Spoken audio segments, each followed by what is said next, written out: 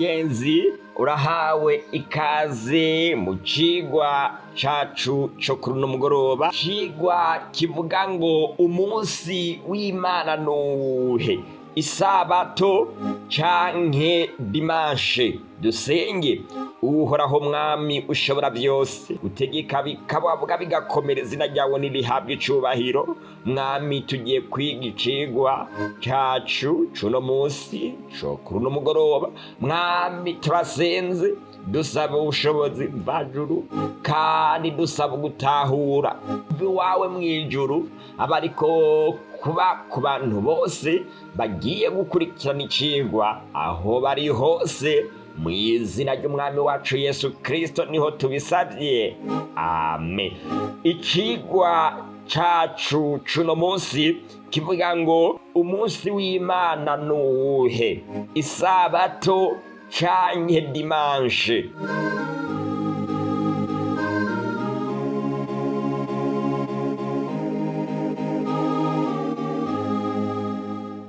Koko umunsi w'Imana nuwuhe? Ni dimanshe canke ni isabato? Ikibazo c'umunsi kirahambaye. Benshi bazotunganwa bezwe bavugutigwe, ariko abanyakibi bo bazoshishikara gukora ikibi, ariko abagize ubwenge bazobitahura. Mugenzi, imbere y'uko ukurikirana kino cigwa, ndaguhamagarira gusenga kugira ngo Imana iguhe ubwenge buvuye mw'ijuru, kugira ngo ushobore gutahura ibyo Imana igiye kutubwira uno munsi. Imana Data wa twese ntiyigeze ishiraho umunsi w'ikiruhuko w'akagwi kamwe k'abantu canke ihanga rimwe. Abayuda bahawe isabato co kimwe n'ayandi mabwirizwa, abazigamyi bayo no kuyamenyekanisha isi yose. Ni kuvuga ko ano majambo tugiye kuraba araba buri muntu wese abaye kw'isi. Umuntu wese yabayeho, ariho, azobaho, ano majambo aramuraba. Mu minsi itandatu abe ariho ibikorwa bikoregwa, ari kugira indwi niyo sabato yo kuruhuka bihebuje. Ni ikoraniro ryera, ntimuze mugire igikorwa na kimwe muwukorako. Ni isabato yanje Uhoraho ryo kwitondera mu ngo zanyu zose. Abalewi igice ca 23 ku murongo wa mbere gushikana ku murongo wa 3. Iri niryo tegeko Imana iduha twese. Bibiliya ivuga ngo kuri uwo munsi nyene muze mutangaze ko ari umunsi mukuru, muze mugire uwo gukorana kwera, ntihaze hagire igikorwa kiruhisha muwukorako. Iryo rize ribabere ibwirizwa ry'intahava mu ngo zanyu zose no ku runganwe rwanyu, uko ruzogenda rukurikirana. Abalewi igice ca 23 ku murongo wa 21.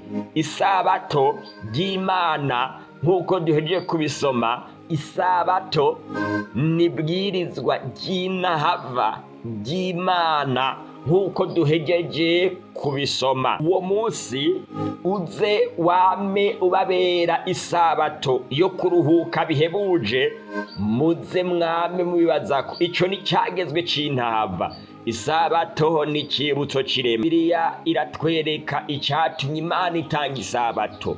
Ijuru n'isi binonosorwa kuremwa, bo n'ibiri muri vyo byose vyisinzi. Ku munsi ugira indwi Imana inonosora ibikorwa vyayo yakoze, iruhuka ku munsi ugira indwi ibikorwa vyayo yakoze byose. Nuko Imana ihezagira uwo munsi w'indwi iraweza, kuko ariwo Imana yaruhukiyeko ibikorwa vyayo byose ibyo yaremye kandi yakoze. Itangura igice ca 2 ku murongo wa mbere gushikana ku murongo wa 3. Mugenzi, icatumye Imana itanga isabato ni kugira ngo isabato ibe icibutso c'irema. Isabato ni ikimenyetso kiri hagati yacu n'Imana. Ezekiyeli igice cya 20 ku murongo wa 12. Isabato ni ikimenyetso kiri hagati yacu n'Imana. Ezekiyeli igice cya 20 ku murongo wa 20. None ko tumaze kumva yuko isabato twayihawe n'Imana, ikibazo gisigaye ni iki? Umunsi w'isabato twowumenya gute? Umunsi w'isabato tuza kumenya twisunze Bibiliya. Sunge umunsi Yesu yapfiriyeko hari vendredi ku mutaga, mwa kino gihe bahitwa vendredi se. Uwo munsi wari uwo kwitegurira Pasika, nuko kugira ngo babambwe ntibagume ku misaraba ku isabato, kuko uwo munsi w'isabato wari mukuru, abayuda basaba Pilato ngo amaguru yabo avunwe kandi ngo babambugwe. Yohana igice cya 19 ku murongo wa 31. Igihe Yesu yacikana vendredi saa 9, vendredi se saa 9, hahandi mwa kino gihe bitwa kuwa gatanu mweranda. Yesu mu gihe ca Pasika, Yesu amaze kuyihabwa, ni kuvuga sipongo, aravuga ati birarangiye, araheza jondami ku mutwe, umutima uracika. Yohana igice cya 19 ku murongo wa 30. Kwitegurira isabato vendredi ku mugoroba wari umunsi wo kwitegurira isabato igira ishike. Abagore bari bavanye na Yesu Galilaya bakurikira Yozefu, babona iyo mva n'ingene ikiziga ciwe gishizwemwo, basubira inyuma bategura imota neza n'amavuta atamirana, kandi kw'isabato bararuhuka nk'uko vyagezwe. Luka igice ca 23 ku murongo wa 54 gushikana ku murongo wa 56. Uwo munsi wari wo kwitegurira Pasika, nuko kugira ngo ababambwe ntibagume ku musaraba ku isabato, kuko uwo munsi w'isabato wari mukuru. Abo bantu bari bafise isezerano, bari bafise ibyo bari barabwiwe. Uwo munsi uzabera isabato yo kuruhuka bihebuje. Muze mwitondere iyo sabato uhereye ku mugoroba w'umunsi mushitse ku mugoroba wundi. Abarewe igice ca 23 gushikana ku murongo wa 32. Samedi y'ubu niho kw'isabato, kandi kw'isabato baruhuka nk'uko byagezwe. Luka igice ca 23 ku murongo wa 56 bararuhutse nk'uko byagezwe. Ibyabaye isabato iheze samedi ku mugoroba, maze isabato ishize, Mariya Madagarene na Mariya nyina wa Yakobo na Salome bagura ibimota neza ngo baje kubimusiga. Mariko igice ca 16 ku murongo wa 1. Ku munsi wa mbere kuwa Mungu dimanche Yesu arazuka. Kuwa Mungu dimanche mu gitondo kw'Ipasika, kandi mu mutwenzi kuwa mbere w'iminsi indwi barazinduka bashika kumva izuba rimenya ijuru. Barabazanya bati, ninde adutembagariza ikibuye cyo ku munwa w'imva? Mariko igice ca 16 ku murongo wa 2 n'uwa 3.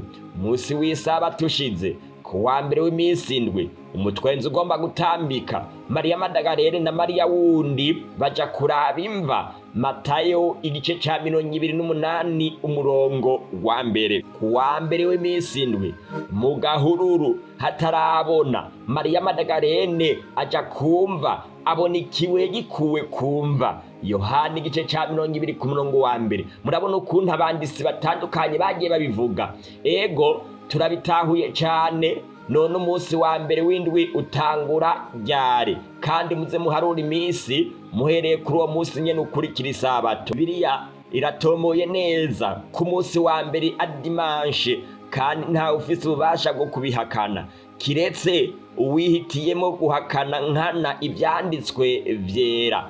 Kazinduzi bita dictionnaire y'igifaransa havuga ngo saba septième jour de la semaine juive ala di vendredi soir au samedi soir. Isabato umunsi ugira indwi mu ndwi y'abayuda, igatangura bugorovye vendredi kugeza bugorovye samedi. Reka dusabe ubusobanuro bubiri muri Bibiliya zitandukanye zasobanuwe n'abantu babiri batandukanye. Hari ibimenyamenya tubona muri Bibiliya y'igifaransa, imwe yasobanuwe na Rwisogo, iyindi nayo isanzwe izwi ku izina rya Frasekura. Muri Luka 23 umurongo wa 54 muri Bibiliya yasobanuwe na Rwisego havuga ngo c'était le jour de la préparation et le sabbat allait commencer. Muri Bibiliya Frasekura havuga ngo c'était vendredi et le sabbat allait commencer.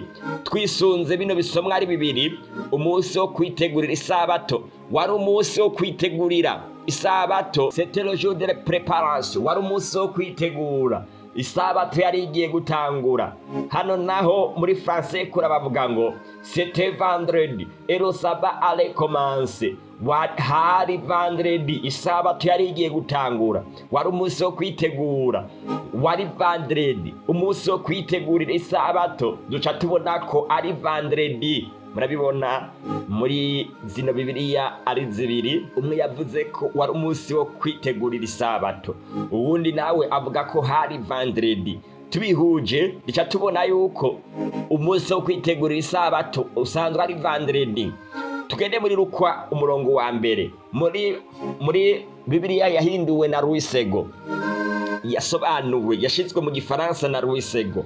Ku murongo wa mbere havuga ngo le premier jour de la semaine. Hama muri Bibiliya yitwa Frasekura havuga ngo très tôt le dimanche matin, le premier jour de la semaine, umunsi wa mbere w'imisi indwi. Muri Frasekura mu gitondo dimanche, ni kuvuga ngaha duca tubona ko le premier jour de la semaine, kuwa mbere w'imisi indwi ari dimanche, ku munsi wa mbere. Le premier jour kuwa mbere muri Bibiliya Frasekura ni dimanche. Ubu rero turatoye umunsi wa mbere w'indwi, kari kwa Mungu dimanche. Tumaze gutora umunsi wa mbere, ni kuvuga ngo rendi hacaba kuwa kabiri, mardi hacaba kuwa gatatu, merekredi hacaba kuwa kane, jedi hacaba kuwa gatanu, vendredi hacaba kuwa gatandatu, hama ku munsi ugira indwi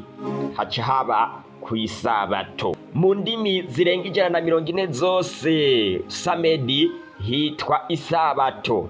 Indimi reka turabe. Mu Kigiriki umunsi w'indwi bawitwa sabato. Isabato igiespanyoli bawitwa sabado. Isabato igiportugale bawitwa sabado. Isabato igitaliyani bawitwa sabato. Isabato igifaransa ni samedi. Isabato ikidage ni samstage. Isabato ikirusiya ni sabota. Isabato igipolonye ni sabota. Isabato igiperesi ni shambe. Isabato igihindi ni zombato. Isabato icarabu ni asabi. Isabato, reka tubandanye. Imana yarabitse ukuri kwayo mu ndimi zitandukanye. Iminsi yo mwiyinga mu giportugale ni ikurikira ngiye kubasomera. Dimanche bahitwa domingo, rendi bahitwa segunda kuwa kabiri, mardi bahitwa tersa uwa gatatu, merekredi bahitwa karta uwa kane, jedi bahitwa kenta uwa gatanu, vendredi ni sexta uwa gatandatu, hama samedi ni sabado isabato. Murabibona namwe iminsi y'iyinga mu kidage, mu kialemanye merekredi bahitwa mituci, ni kuvuga ngo misemene, ni kuvuga hagati na hagati, hagati na hagati mu ndwi niko bahita. Bavuga yuko merekredi ari umunsi uri hagati na hagati mu ndwi. Reka rero turabe dukurikije uko abantu benshi baharura mwa kino gihe ko merekredi hoba hagati mu ndwi. Reka duharure. Rendi habaye kuwa mbere, mardi kuwa kabiri, merekredi kuwa gatatu, jedi kuwa kane, vendredi kuwa gatanu, samedi kuwa gatandatu, dimanche yabaye ku bindwi. Umunsi uri hagati mu ndwi ucuba jedi.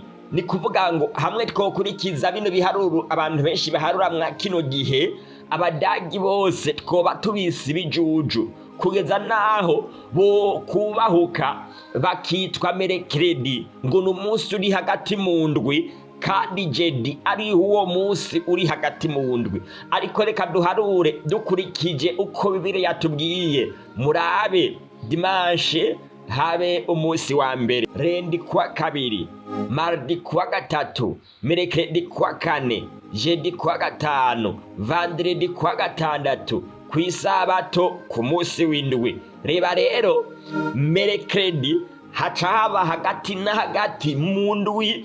Ni kuvuga ko abadage mu kwitwa amazina iminsi yabo bayise bazi ico Bibiliya ivuga. Kumbure biratangaje, ego biratangaje. Samedi niyo sabato, niwe munsi w'indwi wo kuruhuka ibikorwa no kuja gusenga Imana. None byagenze gute kugira ngo bamwe baruhuke umunsi wa mbere dimanche? Ubwo Yesu siwe yabihinduye. Yesu yavuze ngo ntimugire ngo naje gusenyura ibyagezwe cyangwa amajambo yavugishwa n'Imana. Naje kubisenyura, naje kubishitsa. Ndababwira ukuri, gushitsa hejuru n'isi bizoviraho. Nta kanyuguti na kamwe canke agatsatsa bizova ku byagezwe, gushitsaho byose bizoheraherezwa. Matayo igice ca gatanu ku murongo wa 17 n'uwa 18. Yesu yarasenga ku isabato, ego aja i Nazareti iyo yakuriye. Ku munsi w'isabato yinjira mu isinagogi nk'uko kara akamenyero kiwe, ava hasi ngo asome.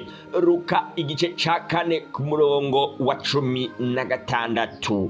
None ni kubera iki abantu badasenga bataruhuka isabato kandi ari itegeko ry'Imana na Yesu yarayubahirije? Kumure ushobora kwibaza yuko abatumwa, intumwa arizo zahinduye isabato zikayizana dimanche. Intumwa nazo nyene zozo zaruhuka ku isabato. Ku munsi w'isabato binjira mu isinagogi baricara. Ibyakozwe n'intumwa igice ca 13 ku murongo wa 14 gushikana ku murongo wa 15. Bariko barasohoka barabiga ingoga ayo majambo azavugwe no kwisabato izoza. Ngaha tubona yuko kuri no sabato barasenze, maze bamaze gusenga ku isabato ikurikira naho nyene niho bagiye bari biteze yuko ku isabato ikurikira ayo majambo yavuzwe ku ino sabato azokongera avugwe no ku yindi sabato. Bari bazi neza yuko ku yindi sabato ariho bazogaruka gusenga ku murongo wa 42. Ariko reka turabe ku murongo wa 44. Ku isabato ikurikiriyo baciye bagenda gutumira abandi, maze hakoranira nk'abo mu gisagara bose kumva ijambo ry'Imana. Ibyakozwe n'igice ca 13 ku murongo wa 44. Koko umunsi w'Imana n'uwuhe? Ni isabato. Twamaze kubibona. Ku isabato ikurikiriyo hakoranira nabo mu gisagara bose kumva ijambo ry'Imana. Hadiya mu byakozwe n'igice ca 18 ku murongo wa 4 tubona ko n'intumwa Pawulo nayo nyene yaruhuka ku isabato aharira nabo mu isinagogi.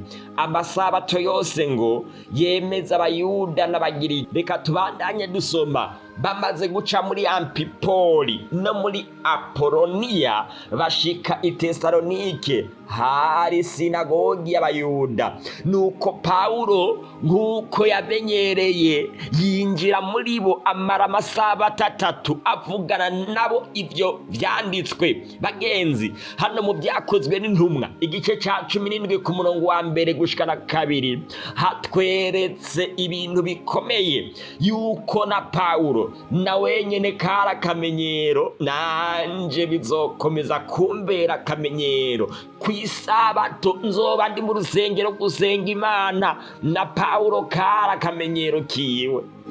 Mbega wewe n'akamenyero kawe canke akamenyero kawe ni kuja gusenga dimanche? Yamara Pawulo wewe akamenyero kiwe kwari kugenda gusenga ku isabato. Intumwa Yohana nayo nyene yoyo ku munsi w'Imana yibera muri mpwemu. Yarabivuze hariya mu Vyahishuwe igice ca mbere ku murongo w'10.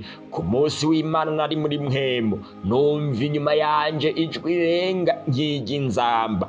Koko kw'isabato ni umunsi wo kuba muri mpwemu. Turatahuye by'ukuri ko n'intumwa za Yesu gushika kuri Yohana zaja mu rusengero gusenga kw'isabato atari kuwa Mungu, uhereye kuri Adamu ukaza mu gihe ca Mose ukaza kuri Yesu n'abigishwa bose baruhuka isabato y'Imana umunsi ugira indwi nk'uko vyagezwe, uhereye mu irema ukageza ku ntumwa yanyu Mariyo Yohana, bose baruhutse isabato. Kuki none abantu benshi mwa kino gihe baruhuka wa Mungu? Ukuri kwarashizwe ahabona na Kardinal James Jibo. Kardinal James Jibo mu gitabo yise kwizera kw'abakurambere bacu ku rupapuro rw'111 gushikana ku rupapuro rw'112 yanditse ano majambo avuga ngo ushobora gusoma Bibiliya kuva mu gitabo c'itanguriro ukageza mu Vyahishuwe, ntaho uzigera ubona umurongo n'umwe wo kuziririza umunsi wa mbere w'iyinga dimanche. Ivyanditswe vyera bishigikira ko idini ryubahiriza umunsi w'indwi. Clovis Gishape mu mategeko 10 y'ubuzima ku rupapuro rwa 61 yaranditse avuga ngo impamvu twebwe abagatulika twubahiriza umunsi wa mbere w'iyinga dimanche aho kubahiriza umunsi w'indwi isabato ntibishingiye ku itegeko riboneka. Ubuzorondera mu vyanditswe vyera ntazokwigira abonamwo uburenganzira bwo guhindura umunsi w'indwi samedi ngo awusubirize uwa mbere wa Mungu. Ndimushake murabe namwe ku makarendriye ya kera dimanche Sunday wari umunsi wa mbere, hama wa kabiri bigakurikira, hama Saturday hakaba umunsi w'indwi w'isabato wo kuruhuka bihebuje. N'ibindi biranga minsi byose nuko bitarahinduka, bimwe bimwe nuko byari bimeze. Sunday dimanche hari ku munsi wa mbere, hama isabato hakaba ari ku munsi w'indwi wo kuruhuka bihebuje. Reka tubaze ibindi bitabo nka Korowani. Reka tubaze Korowani. Ikorowani igizwe n'ibice 114, imirongo 6,238 n'indome izo. Nta murongo n'umwe wemeza ko vendredi ari umunsi wera w'Imana kandi wo kuruhukako, ariko irimwe umurongo umwe gusa usaba aba-Islam guhagarika ibikorwa byabo no kujya gusenga vendredi mu gihe bahamagawe, hanyuma bahejeje gusenga bagaca bisubirira mu bikorwa byabo kuronderera umugisha. Korowani igice ca 62 ku murongo w'9 gushikana ku murongo w'10 mu gace kitwa Arjumaha havuga ngo o mwebwe mwizeye nibabahamagara gusenga ku munsi wa vendredi muhagarike igikorwa cose, mwirukange muje gusenga Allah. Ibyo ni byiza kuri mwebwe iyo mubimenya, maze isenga sala riheze nimukwiragire mw'isi murondere umuhezagiro Allah kandi musabe cyane Allah kugira ngo muronke. Igitabo c'aba-Islamu kivuga iki ku munsi w'isabato wo kuruhuka Jumamosi? Nimurabe mu gace bitwa Al-Bakara muri Korowani igice ca 2 ku murongo wa 65 havuga ngo kubera mumaze kumenya inkuru z'ababandi bigumuye muri mwebwe kwibwirizwa ryo kuziriza umunsi w'isabato, nuko rero tubabwire duti nimube inkende z'imisega. Igice c'indwi ku murongo w'163 havuga ngo ndababaza amakuru y'igisagara cari hafi y'ikiyaga abantu bo muri co bararenga ibwirizwa ryo kuruhuka isabato, aho bari barabwiwe ngo ntihagire igikorwa bakora kuriwe atari ugusenga gusa. Igikorwa cabo cari uburovyi. Igihe baronka amafi ku minsi y'isabato yabo, ku munsi atari isabato ntibazironka gutyo. Nuko rero twabashize mu kigeragezo kubwo kutumvira kwabo. Korowani igice ca 16 ku murongo w'124 havuga ngo vy'ukuri igihano co kutubaha ukwera kw'isabato cashinzwe kuri abo batumvikanyeko kubera uyo munsi w'isabato. Nuko umwami wawe azobacira urubanza ku munsi w'umuzuko muri ivyo batumvikanyeko. Ngaha Korowani irerekana yuko abantu bataruhuka isabato bazobona ibara ku munsi w'umuzuko. Bibiliya ivuga neza ko umunsi w'isabato ari samedi, ariho benshi bitwa samedi, umunsi wo kuruhuka bihebuje. Reka dusome n'ibindi bitabo imbere yuko turangiza icigwa cacu cuno munsi.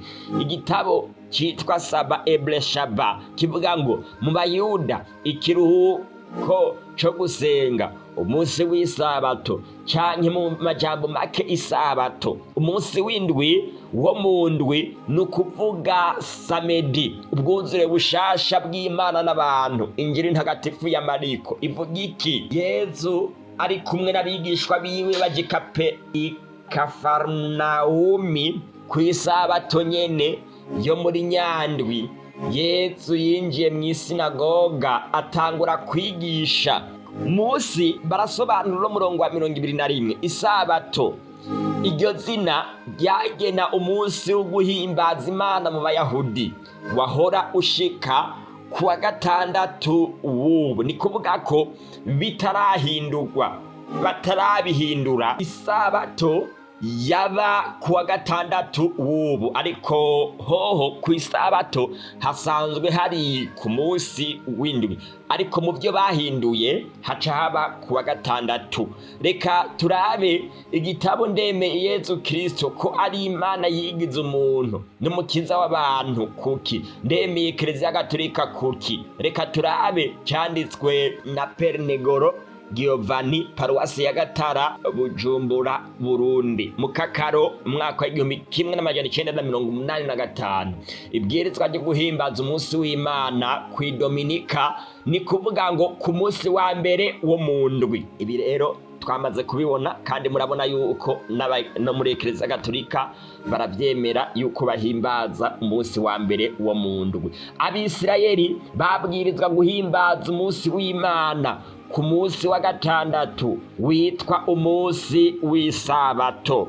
Ihunga igice ca 16 ku murongo wa 23 Imana yaravuze ati ejo uzoba umunsi wo kuruhuka, umunsi w'isabato irobanuriwe umukama. Ngaha muri uno murongo barerekana yuko isabato ari wo munsi w'Imana, umunsi urobanuriwe umukama. None Eklezia Gatolika ko ihimbaza ku munsi twitwa Dominika, ni kuvuga umunsi w'Imana ari nawo munsi wa mbere wo mu ndwi, ku munsi abaromani bita umunsi w'izuba. Uyu munsi ntago ari umunsi abaromani bitwa umunsi w'izuba, ahubwo n'umunsi usanzwe ari umunsi w'izuba. N'abawusenga ko bose bariko barasenga izuba. Yarahakanye ijambo ry'Imana ryanditse mu gitabo ceranda c'Ihunga, ngo Eklezia Gatolika yarahakanye ijambo ry'Imana nkana, yarabihakanye naho bo batavyemera, bishura ngo habanamba. Igitabo citwa Ubwuzure bwa kera canditswe na Musenyeri Gervaze Bashimiye ubusa, icegera c'umwungere wa diyoseze ya Muyinga Ihunga, mu gace kitwa Ihunga. Ni ku rupapuro rw'135 amabwirizwa 10. Eklezia irazigama amabwirizwa 10 ikayaraba nk'inzira ntangere twogenderako. Yarahinduye gusa umunsi w'isabato itora ukurikira ngube umunsi w'Imana. Bagenzi, Eklezia Gatolika iravyiyemerera yuko yubahutse, irahindura isabato, irayikuraho, itora uwukurikira ngo ube umunsi w'Imana. None wumva kiri 10 kandi bahinduye, barubahutse guhindura amabwirizwa y'Imana koko.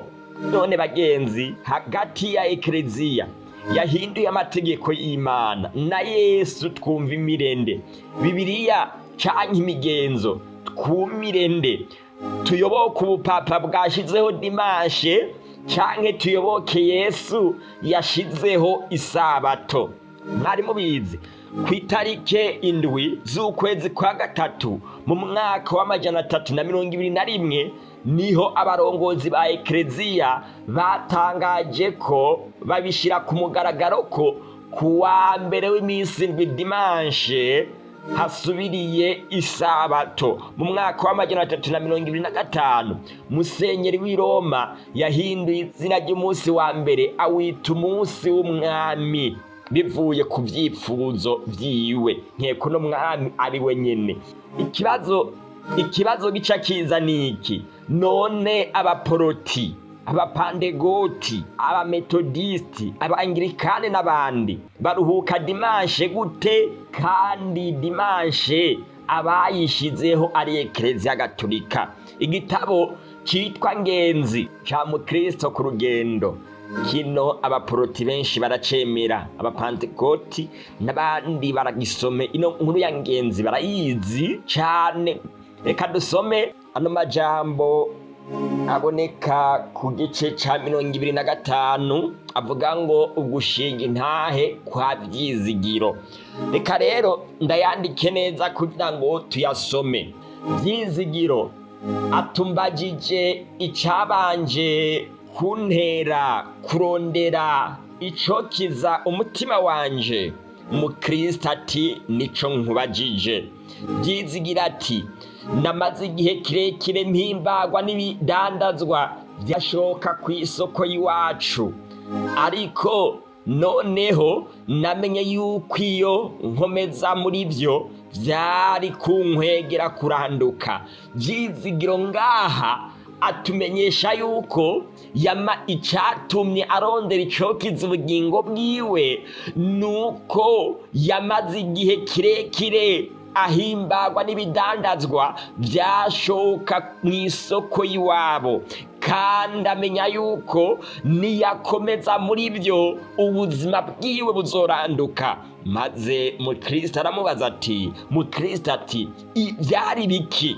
Ivyo bidandazwa vyari biki?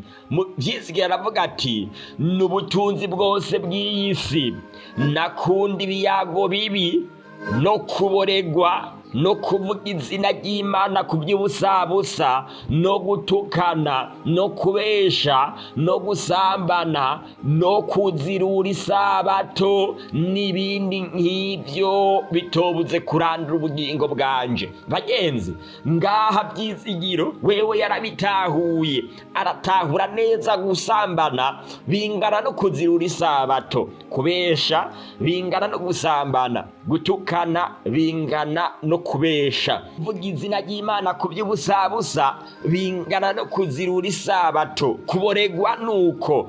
Bagenzi, ngaha kuvuga ibiyago bibi birangana byose, yerekana yuko kuzirura isabato vyari mu bintu vyari kurandura ubugingo bwiwe iyatihana.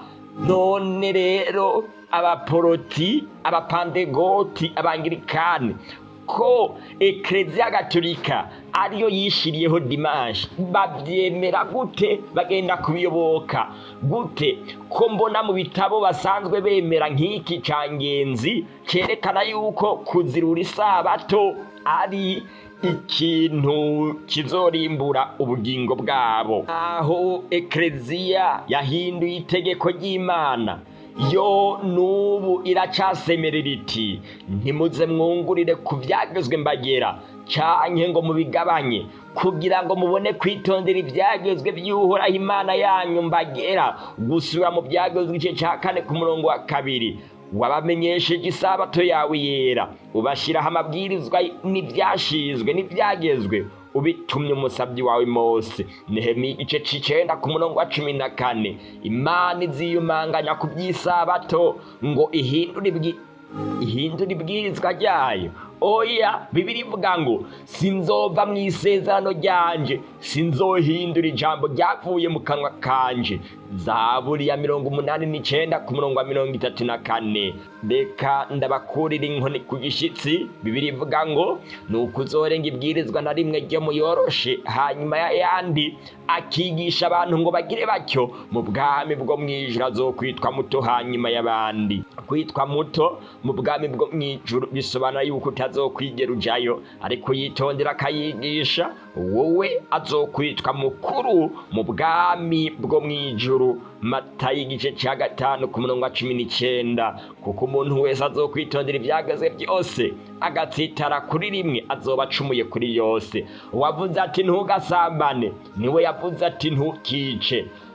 Wavuze wibuke kuziriza umunsi w'isabato niwe yavuze ngo ntugasambane. Nuko rero nutasambana ariko ukica, nuko rero nutica ariko ukazirura isabato, uzoba ucumuye ku byagezwe. Yakobo igice cya 2 ku murongo w'10 n'uwa 11. Dukurikiza imigenzo canke Bibiliya. Yesu arakubaza ngo none mweho niki cyatumye murenga icagezwe c'Imana kubw'imigenzo yanyu? Matayo igice cya 15 ku murongo wa 3. Kubera iki mukomeza kumira mu migenzo ngo twakuze tubibwirwa, natwe turabyemera, twakuze tubibona uko, ntaho twabisomye. Ishengero Gatolika niryo ryafashe ingingo ku munsi wa mbere w'iyinga dimanche abakristo bazowusengako bubahiriza izuka rya Yezu.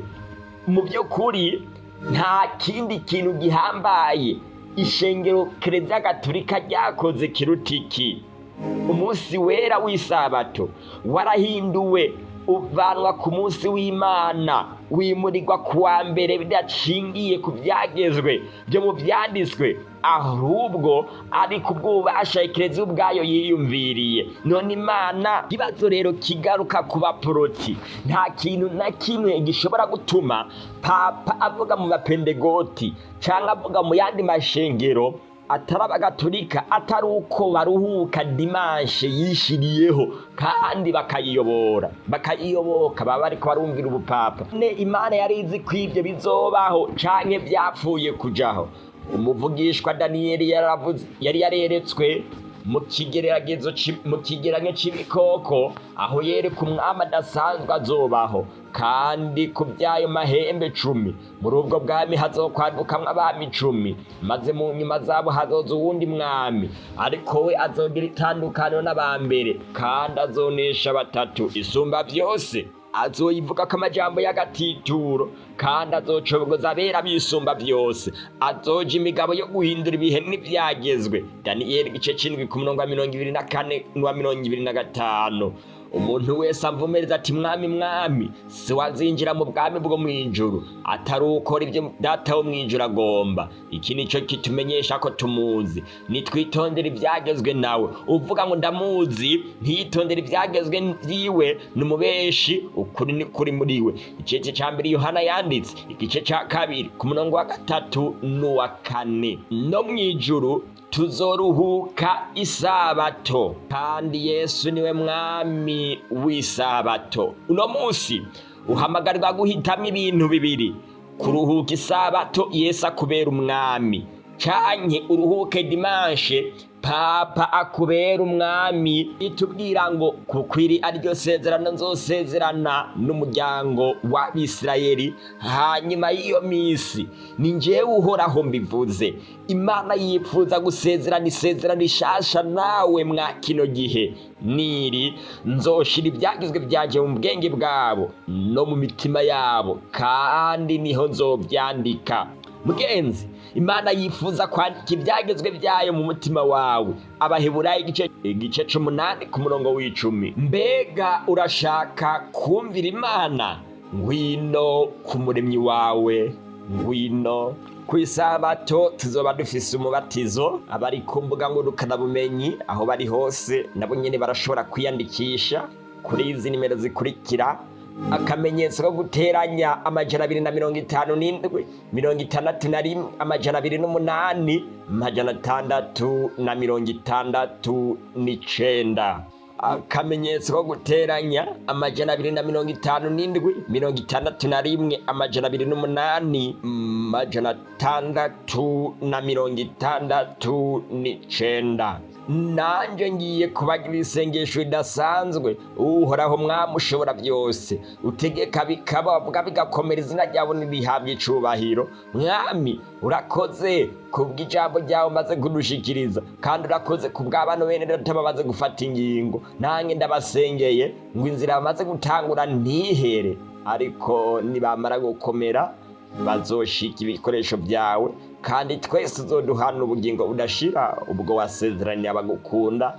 Reba gushasha imitima y'abagabo n'abagore, imisore n'inkumi bo mwa kino gisagara ca Nyabiraba, hamwe n'abadukurikirana bose ku mbuga ngurukanabumenyi, kugira ngo Mwami twese uduhe ivyizigiro byo mwiherezo, kwitegura kugusangana ubugiye kuza vuba, mu izina ry'Umwami wacu Yesu Kristo, amen.